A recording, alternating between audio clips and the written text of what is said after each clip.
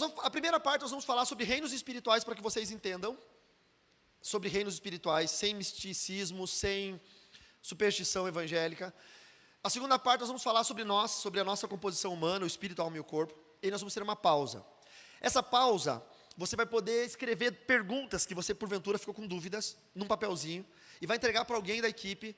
E quando a gente voltar da pausa, a equipe vai ter selecionado as melhores perguntas, creio eu, e eu vou responder essas perguntas. Por que a gente não vai abrir perguntas para que vocês façam?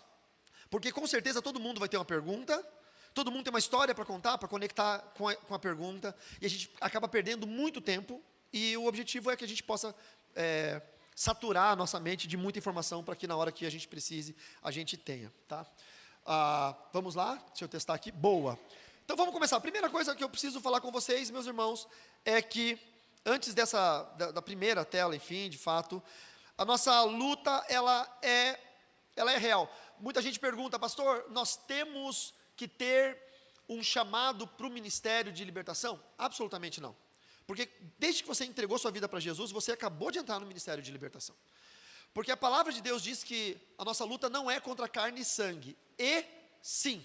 Veja, a palavra de Deus não diz, a nossa luta não é contra carne e sangue, e pode ser que, ou talvez, ou quem sabe. Não, é imperativo. Nossa luta não é contra carne e sangue, e sim. Está lá em Efésios 6, no verso 12. Contra principados, potestades, dominadores e forças do mal das regiões celestiais. Então nós sim temos uma guerra. E também Paulo fala em 2 Coríntios capítulo 10, verso 4, que as armas da nossa milícia não são armas carnais, elas são espirituais, são poderosas em Deus para destruir fortalezas. Então nós sim lutamos, e nós precisamos entender como que funciona essa luta para sermos efetivos. Eu estava conversando com os pastores na casa deles, não só o pastor Gustavo e a sua esposa, a pastora Ana, mas também o William, né? E a Kelly, que são maravilhosos. E explicando para eles que os demônios, se eles não estiverem possuindo ninguém, o demônio na sua forma natural agora, sua forma espiritual, sem estar possuindo, sem estar em ninguém, eles não conseguem ouvir a nossa fala. Porque a nossa fala é uma vibração que está passando pelo ar. Ou seja, você está me ouvindo porque a minha voz está sendo soprada nesse microfone, em uma frequência, captado pela cápsula, levado para um amplificador, está saindo na caixa, a caixa emite uma vibração no ar, vibra o seu tímpano, o seu cérebro entende o que eu estou falando. Se a gente estivesse no espaço, no completo vácuo, você não me ouviria, porque por não ter ar, oxigênio, essas moléculas que são o que transmite a voz, você não conseguiria ouvir. Obviamente, demônios não conseguem produzir som, muito menos ouvir som. Tá? Eu lembro, quem é da época do Orkut?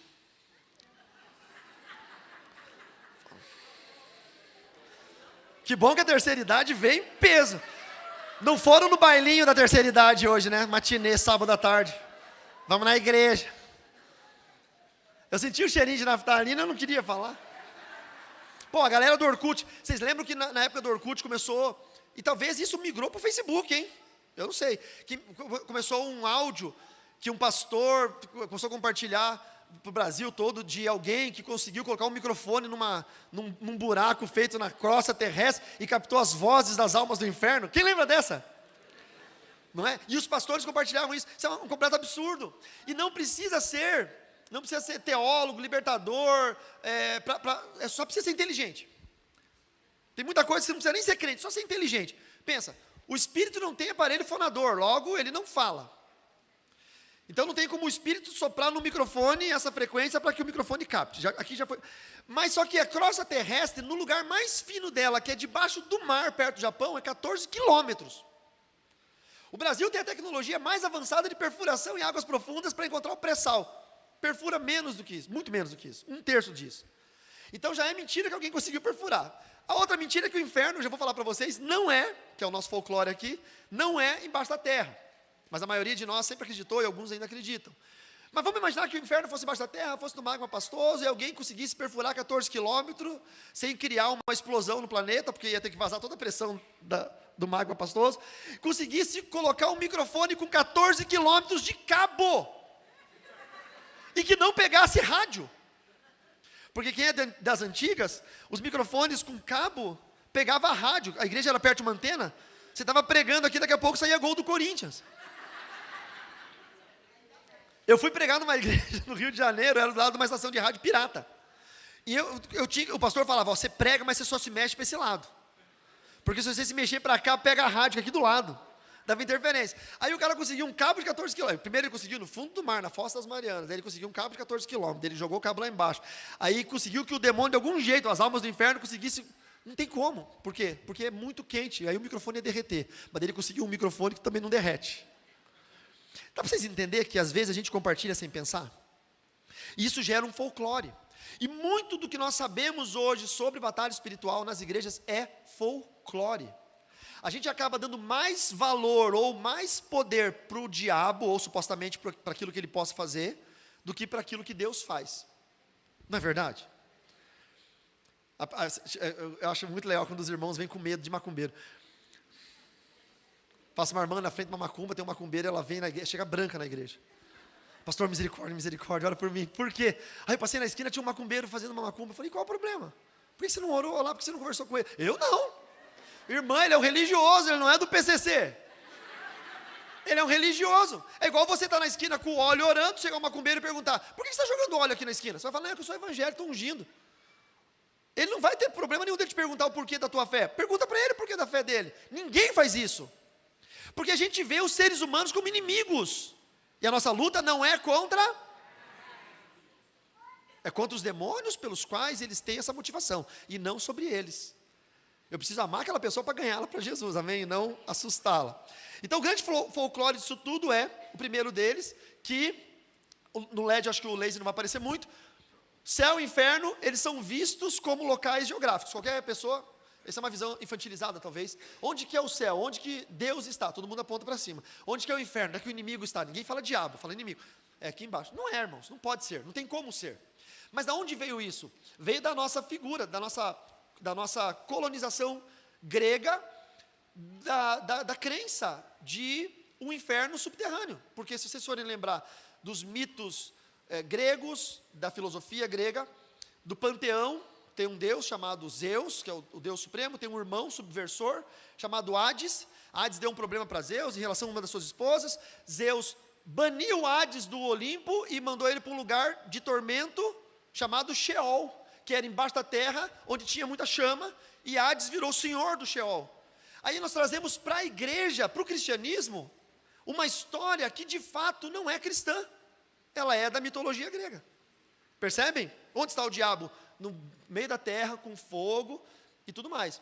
Então, mas é porque na parábola do rico e do Lázaro, o rico que está no inferno, fala que está numa chama e tudo mais. Claro, porque a gente entende pela Bíblia que o inferno é um lugar de fogo e enxofre. A segunda morte vai ser o fim, mas ele é um lugar de tormento. Mas não da maneira física, que é numa caverna subterrânea. Isso é folclore, isso não existe. É como muita gente...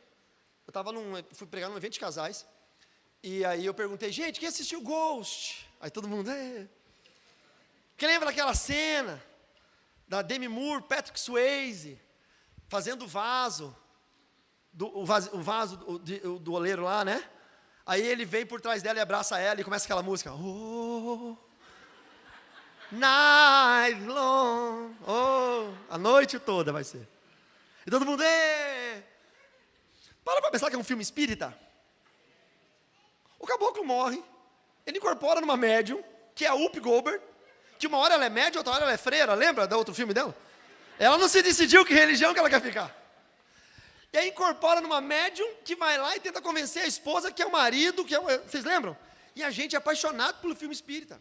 Eu já vi crente, estou falando de folclore, eu já vi crente chegar e falar bem assim, o dia que eu morrer, eu vou chegar no céu, e a minha vozinha, crente toda a vida, vai estar lá, na Praça da Vida de branco, me esperando, e eu vou correr, vou abraçar a minha avó, e minha avó vai estar dizendo, minha neta, eu estava te esperando. Meu filho, isso aqui é nosso lar, não é a Bíblia. No nosso lar, do Chico Xavier, é assim. O cara que morreu está esperando lá. A Bíblia fala que os que morreram nem sabem que morreram. Por quê? Porque quando Jesus voltar a buscar a igreja, os mortos ressuscitarão primeiro. Eles nem sabem que morreram. Depois nós, os vivos, disse o apóstolo Paulo, ele tinha ânsia que na época dele fosse já o arrebatamento.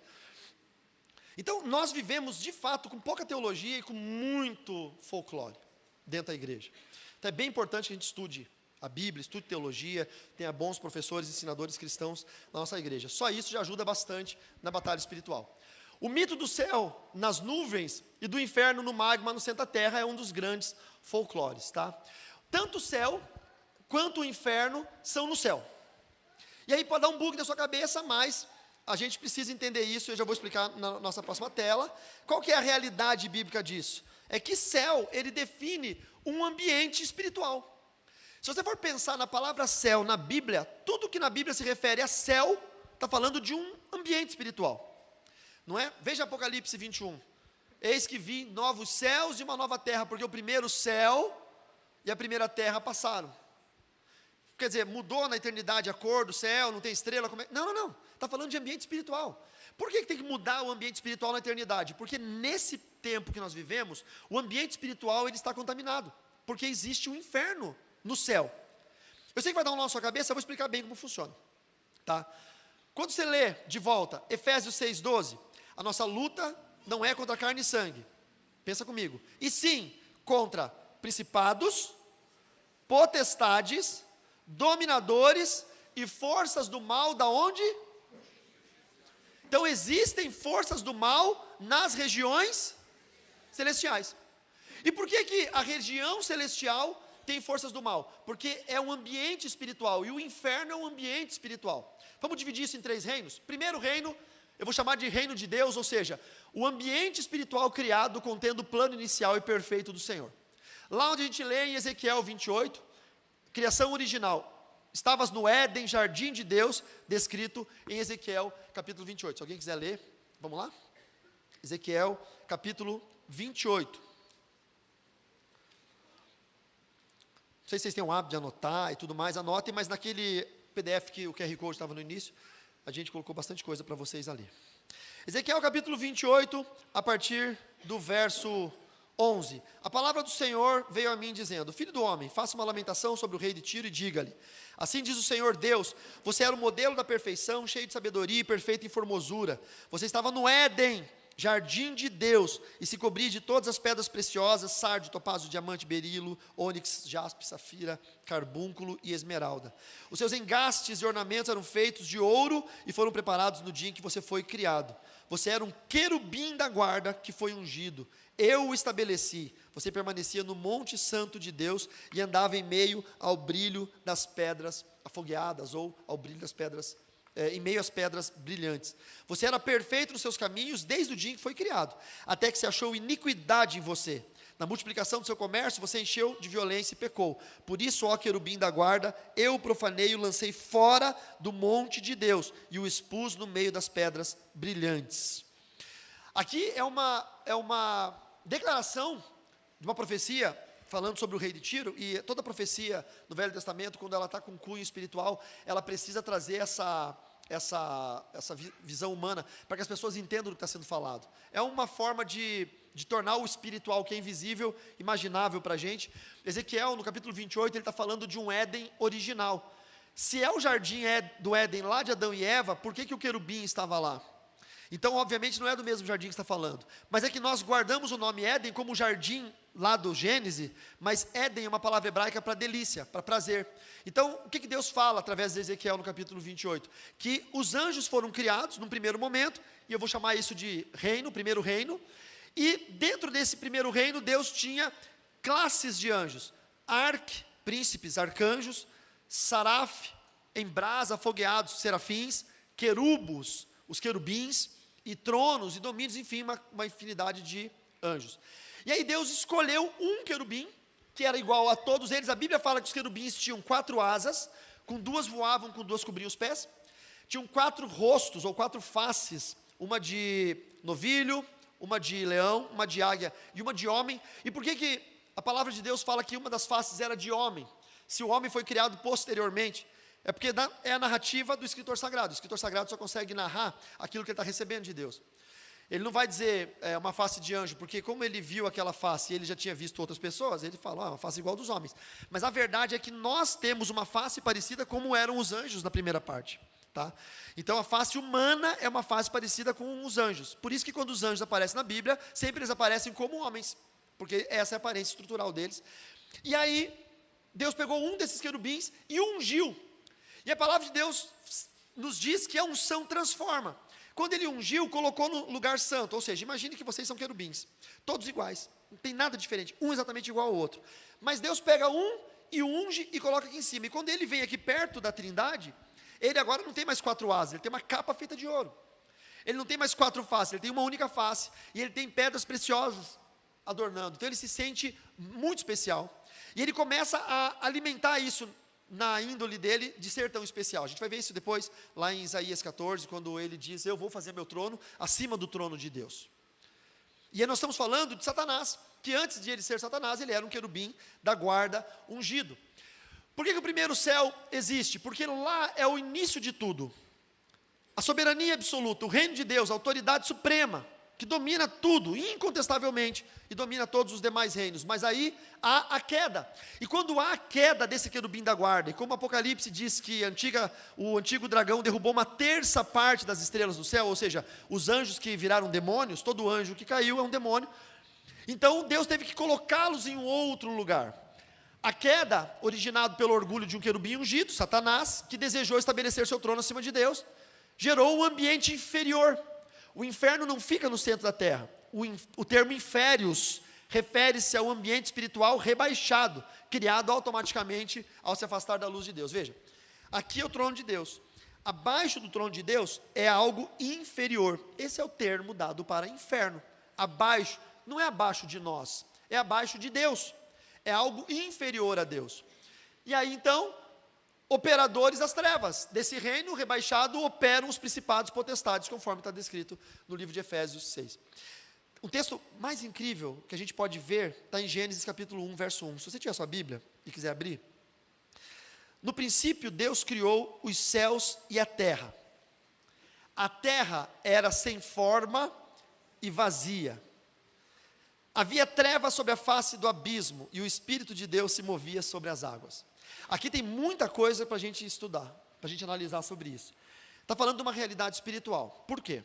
No princípio, o Bereshit, Deus criou os céus e a terra. Céus, ambiente espiritual. Tá? Terra, onde nós estamos. Então está falando sobre o primeiro céu, e está falando depois sobre o terceiro, que nós vamos ver daqui a pouco, sobre a nossa estrutura. A terra, aqui, numa linguagem espiritual, era sem forma e vazia. O hebraico chama de sem forma e vazia, tohu vavohu, que significa inexistente. Porque se eu pegar, por exemplo, esse guardanapo, e eu mostrar para vocês, ele tem uma forma quadrangular, não é? Se eu estivesse na igreja quadrangular, os irmãos iam dizer amém agora. Tem algum irmão da quadrangular aí? Não tem ninguém da quadrangular? Perdeu, agora seria a melhor hora. Tem uma forma quadrangular. Se eu amassar esse guardanapo, ele deixou de ter forma? Não, ele mudou a forma. Ele não tem mais uma forma quadrangular, tem a forma de um papel amassado. Não é nem uma bolinha, um papel amassado. O que é uma coisa sem forma e vazio? É inexistente em espécie, porque em substância, ele não tem forma, ou seja, amassado, ou seja, e ele está vazio, ele não tem nada sobre ele. Então é algo inexistente no nosso mundo físico. Ele é algo espiritual. E diz que havia trevas sobre a face do abismo. Todas as vezes que você lê trevas na Bíblia, você entende que é algo relacionado ao inferno. Por quê? Porque treva não é uma substância. Você não tem como medir trevas, presta atenção. Se nós desligarmos todas as luzes da igreja e fechar as portas e não entrar nenhum tipo de iluminação aqui dentro, ficar 100% nas trevas, não tem como pegar um aparelho e medir a quantidade de trevas. Por quê? Porque trevas não existem, trevas não são substâncias. Uma treva ou trevas é a ausência da luz. Eu consigo medir quanta luz tem no ambiente. 100% de luz no ambiente está iluminado, 1% de luz está quase escuro, mas tem 1%. 0%, trevas completas. Então, quando eu leio trevas na Bíblia, eu não estou falando que tem demônios, eu estou falando que tem uma ausência de Deus. Quanto mais trevas, densas trevas existem, é o ambiente onde Deus não está mais. E aí é óbvio que o diabo, que perdeu o direito de estar na presença do Senhor, ele ocupa todos os ambientes onde Deus não está. Por isso que o diabo habita nas trevas. Quantos entenderam? Então, onde Deus deixa de estar, torna-se um ambiente propício para a habitação dos demônios, porque eles não estão no lugar onde Deus está. Tem gente que fala, o meu casamento é um inferno. É porque você deixou as trevas entrarem, ou seu marido, ou enfim, a relação de vocês. Convida Deus para entrar aí, que deixa de ser trevas, porque o diabo não consegue, não suporta ficar nesse lugar. Vocês vão perceber que tem uma propagandinha sempre em algumas telas aqui. Olha que legal, aprofunde-se com a formação, os meninos. Eles querem ganhar mais, não é possível. Aprofunde-se com a formação avançada em estruturas espirituais e governo das trevas no site. Nesse site aqui, carloribas.com/curso, tem dentro da nossa Escola Avançada de Libertadores uma matéria que tem aproximadamente umas 10 horas aulas, que é formação avançada em estruturas espirituais e governos das trevas. A gente explica tudo sobre isso lá, é uma formação online. E aí depois desse reino das trevas, deixa eu voltar aqui para Gênesis. E aí a terra era sem forma e vazia, e havia trevas sobre a face do abismo, e o Espírito de Deus se movia sobre as águas. Na linguagem metafórica, águas pode ser duas coisas sempre, tá? Problemas e multidões. Às vezes a multidão é o problema também, mas aqui são multidões, e essas multidões estão nas trevas, são os demônios, que eram anjos que caíram, e agora estão sendo alocados em outro lugar.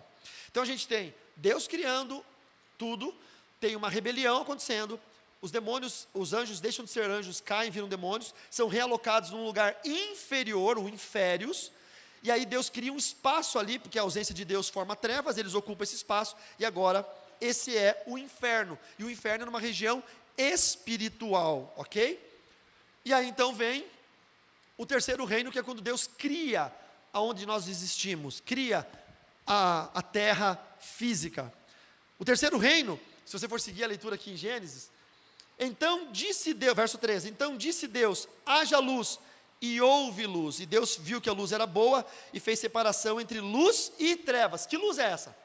Se o sol foi criado no quarto dia, então obviamente não é a luz que ilumina o planeta Terra, é a separação entre céu e inferno, entre anjos e demônios, é a separação lógica que a igreja precisa entender e saber como operar na batalha espiritual, do dia a dia, no seu casamento, no seu trabalho, na sua saúde.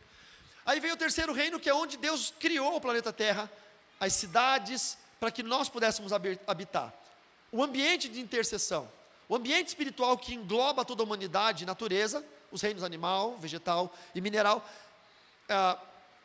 Como neurocientista, eu tenho que dizer que nós somos do reino animal, por sermos biológicos, mas eu como pastor, eu digo, nós não somos nem do reino animal, nem do reino vegetal, muito menos do reino mineral. Nós somos de um quarto espectro da criação, que é o reino espiritual. Porque os animais, eles são dicotômicos, eles têm só corpo e alma. E nós somos tricotômicos, nós temos corpo, alma e espírito. Então, nós não somos parte do mesmo reino animal. Fazemos parte irrevogável desse reino espiritual, porque somos seres criados para a eternidade. E Jesus nos entregou as chaves desse reino, como diz Mateus 16, 19. Esse reino é ativamente operado pela igreja aqui na terra. Se você puder abrir Mateus 16, 19. Tem uma jogadinha de palavras tão legal. É Pedro, né? Vocês estão acompanhando a Bíblia de vocês? Sabe o que eu mais gosto de Mateus 16? É que Deus dá a chave do reino para Pedro, né? As chaves, simbolizando a igreja. E aí Pedro se infla tanto que Pedro fala para Jesus, fica tranquilo, ninguém vai te matar não. Aí ele chama Pedro de Satanás. É um vacilão. Ele recebe a chave aqui, quatro versículos depois ele é chamado de Satanás. Que vacilão, meu Deus. Tem uns irmãos Pedro? Tem, né? Nossa. Vamos lá, Mateus 16, 19. Vamos pegar o 18 só para lembrar da frase do vacilão. Também eu te digo que você é Pedro, e sobre essa pedra edificaria a minha igreja, e as portas do Hades. A tradução no português vem como inferno, mas Hades no grego ele é um pouco mais traduzido como morte do que como inferno. E para mim faz mais sentido morte, porque o inferno às vezes ele realmente prevalece contra a igreja. Tem muito caso de escândalo nas igrejas, a gente tem visto bastante ultimamente. Mas a morte não vai prevalecer contra a igreja, porque nós vamos morrer aqui e vamos continuar sendo igreja na eternidade. Então, para mim, essa tradução de o inferno não prevalecerão, eu traduziria como morte. As portas da morte não prevalecerão contra ela. E aí o verso 19, tem aqui tem um jogo de plural e singular. E eu lhe darei as chaves, plural, do reino, singular, dos céus, plural. Pegaram? as chaves do reino dos céus. Tudo o que você ligar na terra terá sido ligado nos céus, e o que você desligar na terra terá sido desligado nos céus. Isso aqui é muito importante. É mais ou menos assim, todo mundo aí tem uma chave, não é? De casa, da gaveta, do escritório, do carro, enfim. Imagine que uma dessas chaves fosse a chave da sua vida espiritual. Você tem uma chave que abre a sua vida espiritual. De fato nós temos, tá? Tudo que nós falamos, nós permitimos ou não que o diabo entre no nosso ambiente espiritual. Há uma permissão ou não.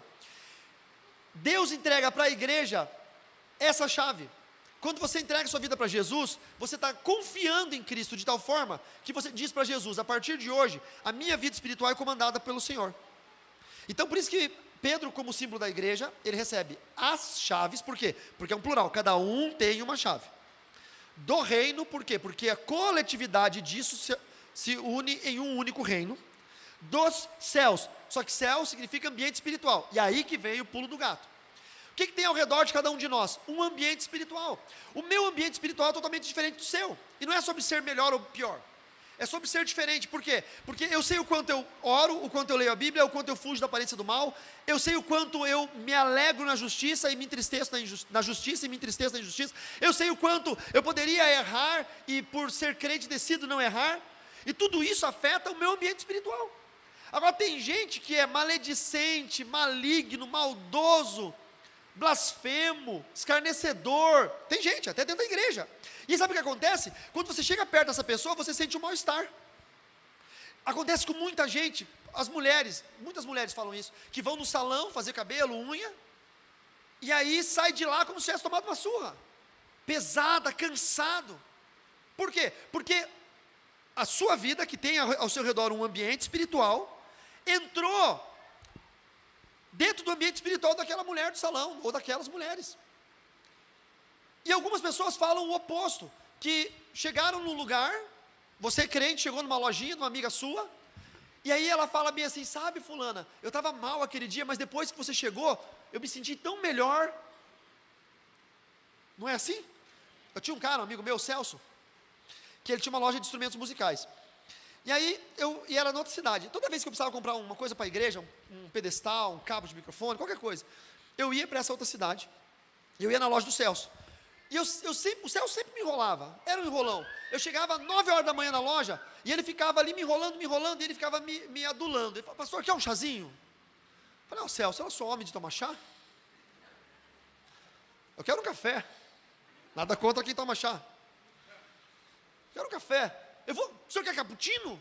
Mas você não tem cafeteria. Não, eu mando o meu funcionário buscar na padaria da esquina. Eu falo: por que esse cara fica me adulando tanto? Eu vou comprar um cabo de microfone. Custa nada. Se fosse aqueles pastor rico que compra, entendeu? Meu pastor pobre, missionário. Ele me adulava. Meio-dia ele me liberava. E ainda me dava presente. Um dia eu incomodei e falei: ô Celso, por que você faz isso? Eu não sei se você percebe, mas sempre que você entra aqui, lota essa loja. E se você sair cedo, não vem mais ninguém o dia inteiro. Então você fica aqui, eu vou te dando cafezinho, vou te dando o que você quiser. O que você quiser. Eu quero te contratar para você vir aqui.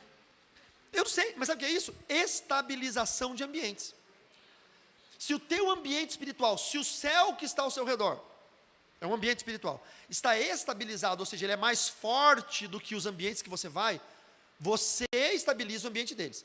Mas se o céu que você tem ao seu redor, o ambiente espiritual que você tem, é fraco, porque você, não estou julgando, por favor, mas tem muito disso. Aquele crente só é crente na igreja. Durante a semana ele é um ímpio.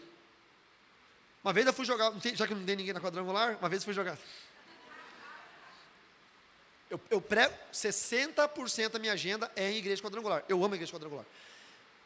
Fui jogar bola, o pessoal da nossa igreja, os batistas, tudo paz e amor, com os irmãos da quadrangular. Nunca mais na minha vida. Os irmãos só são crentes na igreja, não é possível, gente. Futebol de salão, dava um carrinho na lateral. Eu falei: não, varão, assim não. Nós somos homem de Deus. Ele levantou e me peitou e falou: é homem de Deus na igreja, aqui nós somos homem. Eu falei: Jesus! Imagina o ambiente espiritual ao redor dele. E eu não estou falando só disso, tem gente que é pecador mesmo. É aquele crente religioso, legalista, que é crente, amém, bababá, e chega em casa, é um pecador. Como é que é o ambiente espiritual dessa pessoa? É completamente desestabilizado. Mas também tem o servo de Satanás. que serve a Satanás ou na macumba, ou na bruxaria, ou numa fraternidade satânica, no Rosa Cruz, em algum lugar, como é que é o ambiente espiritual ao redor dele? É muito desestabilizado. E se o seu ambiente é mais fraco que o dele, quando ele entra em contato com você, ele desestabiliza o seu. Por isso tem muita gente que vai perdendo energia no trabalho. Tem gente que só se sente bem quando chega em casa. Quando vai para o trabalho, parece que tem um vampiro sugando a energia dele. Porque o ambiente espiritual daquele lugar é completamente voltado para o diabo, e você é o único crente lá, e você está fraco, e vai cada vez ficar mais fraco. Minha dica, fortaleça a sua vida espiritual. Jejue mais, ore mais. Pastor, mas eu vou morrer. Se você morrer, bom, irmão, se você morrer jejuando, você vai para o céu direto. Você morreu jejuando. Tem gente que morre entalado com um pedaço de carne. Chega você e o outro no céu. O anjo fala: morreu do quê? Jejuando. Ah, servo bom, entra pro meu gozo. E você? Entalado. Imagina os apóstolos que morreram cortados ao meio. Chega lá, você, comido por um leão, entra. Você, cortado, cerrado ao meio, crucificado de ponta cabeça. E você? Entalado. Ah, irmão. Ó, olha pro teu irmão e fala assim: não morra entalado, em nome de Jesus. Usa, não é uma boa ideia, não é uma boa ideia. Usa a tua autoridade agora e fala assim: eu te proíbo de morrer entalado, em nome do Senhor Jesus.